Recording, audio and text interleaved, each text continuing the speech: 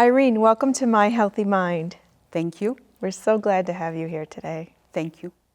You've lived an extraordinary life filled with extreme challenges, unimaginable suffering and loss, and yet here you are, a joyful, healthy, strong person living a rich, productive life.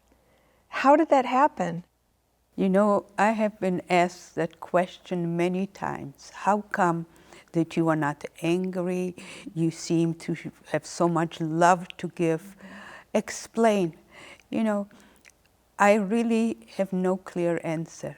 I believe that we each come into this world as a different package. And I was fortunate to come as a package with a lot of energy and optimism, always looking at the half full and not the half empty.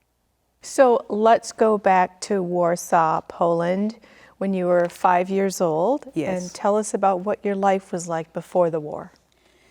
My parents were both working people. That is, my father was a skilled furniture maker. I still remember how they were putting together the veneer pieces to cover armoires. We lived in modest surroundings, but I was not missing any essentials of living. I would say it was a comfortable, happy childhood. In the winter of 39 or 40, our parents decided that they want to escape Poland and go to the Soviet Union. My father was a leader also in the labor union, and I'm sure they felt that they would be among the first ones to be persecuted by the Nazis. So they tried to escape to the Soviet Union, sold the lease to our apartment, hired a guy to smuggle us across. But we ended up on the no man's land in the winter for about 6 weeks, 6 to 7 weeks in the winter in an open field. So no man's land was sort of a neutral territory that wasn't... Yes, it's between the two countries. It can be between others, and it doesn't belong to either, yes. So describe your life there. Well, we came there. This guide was supposed to take us across the Soviet Union, but he dumped us off in the no man's land without my parents being aware that it was the place. And we huddled up for the remainder of the night, not knowing what's beyond the area where they left.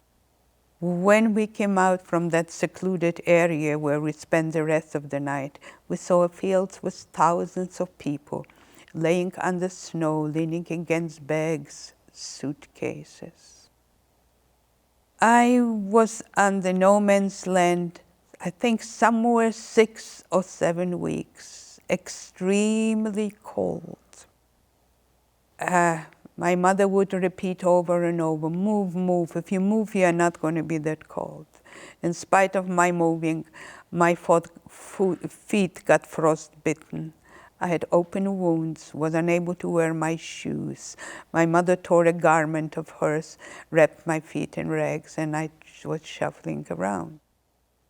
I remember many scenes from the no man's, starting with the no man's land, but 2 of them particularly are so vivid in my mind as I have it right in front of me. I woke up one night and there was a strange man next to me under the covers. I tried to push him out, but apparently I fell asleep. In the morning when I woke up, the man next to me was dead. People were dying from diseases, from exposure, from starvation. And the young man buried them in shallow graves. Another scene I remember, I was standing with my mother by a fire trying to warm myself. There were lots of wood in the areas, and people made fires to warm themselves and also to melt the snow for drinking because there was no other source of water. And a young woman approached, holding a baby in her arms, wrapped in blankets. People assumed that she wanted to warm herself and her infant, so they parted, letting her come close to the fire. But as she did so, a man looked into her arms and said, "Lady, your baby doesn't need warming anymore. The baby was dead." My parents apparently concluded that they have to take some drastic steps, but we are not going to survive. There seemed to be no end to it. So my father smuggled himself across the border one night. There he bribed an official to give him a letter saying that he may cross the border. But when he returned, the letter said only he may take his children. So my father took my sister and myself to safety to the Soviet Union. We walked the whole night in the forest. And my feet were frostbitten by then. I wasn't able to wear shoes. I had open wounds that were wrapped in rags. And the earth was frozen and hard. So it was an excruciating pain. But we made it to the city where my parents were headed, called Bialystok. There were clusters of Jews around that city. We ended up in one such cluster. And so when did you see your mother again? Strangely out of nowhere. A few months, a few weeks, I don't know exactly how it is. My mother showed up. The door of the cabin opened, and our mother walked in. You can imagine my joy, my excitement, and also confusion. I didn't know whether she was alive. We didn't know. We didn't hear anything from her, and she showed up. That was a marvelous experience. But it didn't last. It didn't last. We heard that Soviet soldiers were coming in the middle of the night, taking away all the young men, and no one knew what happened to these men. And one day there was a rumor that our cluster was scheduled for such a raid, so my mother took the train to the city where my dad worked to warn him not to come back until he hears from her. But she missed the train coming back to us. And that night, when my sister and I were alone, Soviet soldiers kicked in the door of the cabin. They said, "Get your stuff." And they marched us to a train station where there was a long line of cattle cars. And it was such a frightening feeling to see that we are alone without our parents, and those soldiers were shoving in people and those. But fortunately and miraculously somehow, when the platform was almost empty of people, we saw our parents from a distance. So let's remember you were 5 years old, and your Yes. sister, she was 8? 8. Okay. 8.5, about 5.5 years. And you think you're about to be taken on a train with just you and your sister, and then your parents miraculously showed up. An amazing, amazing, wonderful feeling. So you were happy for a moment, but then the train takes off. The train was so packed, it's a cargo train, so packed that people were just sitting in upright position. There was no room to lie down. They were leaning against whatever they could. And you know, they would pull the doors together, slide them, and a heavy metal bar, and the inside was so dark, there were no windows. The only light we had was that which was coming between the cracks of the boards. After about 6 or 8 weeks on it, we ended up in a labor camp in the Siberian taiga. With our little houses, the taiga is a very dense forest, kind of covering northern part of Russia. Our little houses were placed right against the forest. We had bears coming to the door front. At night we heard Siberian wolves howling, and we were so scared. I don't know if it's true or not, but we heard all kinds of stories of wolves attacking people, particularly in the dark. And you know, in Siberia, in wintertime, the daylight is only about 3 hours. And then it's dark like night. And temperature would drop to 55 below. We did not have clothing for that kind of a climate. If a bird didn't fly away on time, it would freeze to the tree like a lump of ice. How did you survive? I don't know. A day at a time. A day at a time. We lived for stretches of time on boiled grass and leaves. My mother would go into the field, pick up leaves, grass, whatever was available, boil it, drink it first herself if she will survive it or if she would get sick. If she was okay, she would give it to us as well. My sister and I ended up in an orphanage while our parents were alive. And there were some Jews from Poland who set up orphanages there, and this was simply an attempt of saving the children from dying of starvation, and would recruit any Jewish child from Poland. My sister and I ended up for a few years in that orphanage, and my father died while we were in the orphanage, yes. In 46, I came back to Poland and still spent another 4 or 5 years in orphanages after the war. And what was so important for me, I just in the orphanage just dreamt of normalcy, of living in a small house with my family, not 100 kids in one room, not to be hungry again, to attend a normal school, and to see back my cousins and aunts, uncles. My extended family in Poland was probably close to 100 members. But when I returned to Poland, nothing of what I envisioned became reality. All my relatives, every one of them, were killed during the Holocaust.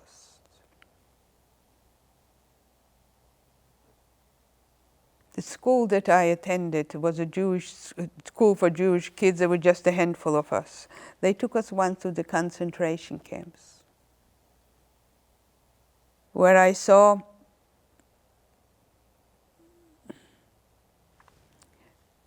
lamps with shades made of human skin,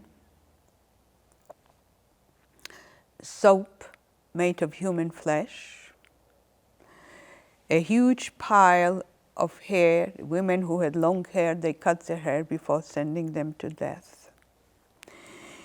It took an enormous length of time before I could take a bar of soap in my hand and not think of my aunts, uncles. Thinking this is maybe one of my aunts, uncles and that bar of soap.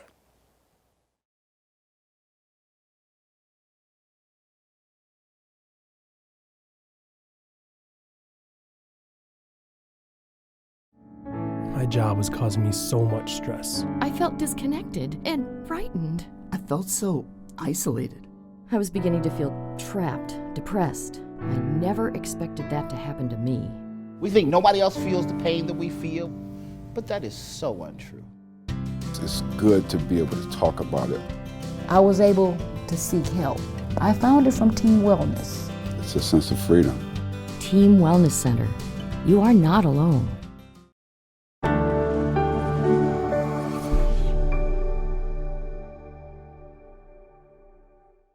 In 1950, I joined my mother to go to Israel. That was a different chapter of my life with different challenges. I didn't know anyone in Israel. I also didn't know the spoken language Hebrew.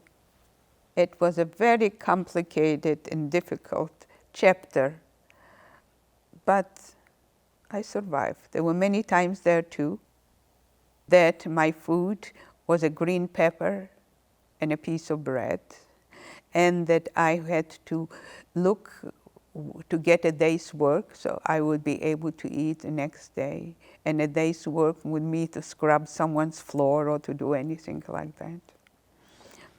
But I survived. And then you triumphed because you became a teacher. Yes, I had a lot of courage and a lot of gumption too. I heard there was an intensive, what they call teachers' college, but basically 1 year of training. And I applied, though I didn't know enough Hebrew to explain to the director what I wanted, but there's a whole story why he did accept me. A year later, I became a teacher in the public school system, only in Hebrew, having 49 students in the first grade, and going with the 49 students through the second grade too. Wow, that's quite a transition. Yes. Fortunately, when I was young, I was picking up languages very, very fast, yes. So you got married and you came to Detroit, and then what? Did your life improve from there? When I came to live permanently, I was married, had a baby, and my language was extremely limited, but I was so eager to go to school. I was always interested in studying psychology. Maybe by seeing such a diverse and such a cruel and also kind behavior of people, it always made me curious, what is the driving force underneath all that range of behaviors? And I wanted to study psychology. I went to the evening college, University of Cincinnati. I got a psychology degree, though I had a baby. I had a master's then in social psychology. A few years later, I entered Xavier University, also in Cincinnati, and got a second master's, an MBA with a major in hospital management. I was the director of Livingston County Mental Health Department, but also the director of Treatment Center for Drug Addicted and Mentally Ill Women. And I had always felt that I have to be the voice of the voiceless. The women who were deprived any opportunity to fight for their rights, and I'm talking about the drug addicted women or the mentally ill women or the mentally ill people at all.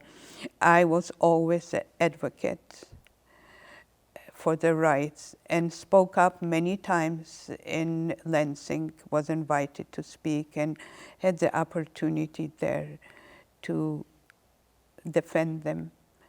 And to get, though I was not a hand-on psychologist, I was the director of whatever division I was on, but I was so close with those primary caregivers that it gave me a great opportunity to see the suffering of those who were ill and the misunderstanding in the community of what are the causes and how to help those people. So, Irene, you've told us what happened after the war, where you went, what you did, and how you came to the United States. But mentally, how did you survive emotionally? How did you keep going forward with such trauma in your past? You know, I am asked many times how I don't project any anger. I don't have any anger. No bitterness, I don't. How did I do that? I don't have a clear-cut answer to that. It was a day at a time. Always looking for something to get involved in. Always using my energy, trying to do something constructive. And you were doing that through the advocacy work you were doing in mental health. Very much so, very much so. And I was known in the state that I am very vocal.